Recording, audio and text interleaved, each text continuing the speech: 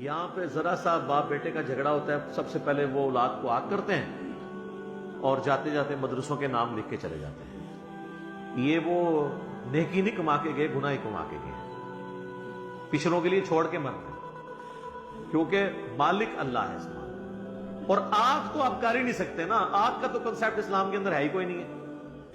یہ تو پاکستانی قانون کے اندر کسی نے اگر کوئی بنا دیا تو بنا دیا، آگ تو کوئی کر ہی نہیں سکتا، مالک اللہ ہے۔ باپ بیٹے کا رشتہ کون ختم کر سکتا ہے؟ بیٹی باپ کا رشتہ، ماں بیٹے کا رشتہ، یہ کون ختم کر سکتا ہے؟ صلبی رشتے تو ختم ہی نہیں ہو سکتے، آگ کا کوئی کنسیپٹ نہیں۔ لیکن یہ بھی نہیں ہے کہ سارے کا سارا مال آپ نے خراب کر جانا، پچھلوں کے لیے چھوڑ کے مرنا۔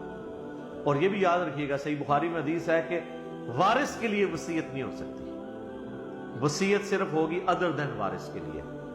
اور پھر نبی علیہ السلام نے فرمایا کہ جو وارث کا حق ہے وہ اللہ نے قرآن میں رکھ دیا، سورہ النساء کے دوسرے رکوع کے اندر پوری ڈیٹیل آئی ہے۔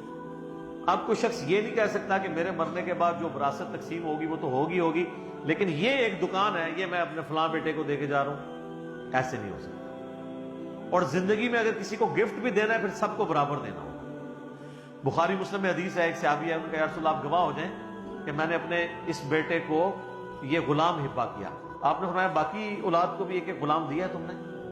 کہا نہیں۔ تو فرمایا اس گناہ کے کام پہ تم مجھے گواہ کر رہے ہو، یا ان کو بھی ایک ایک دو، یا اس سے بھی واپس لے لو۔ یہ جناب اسلام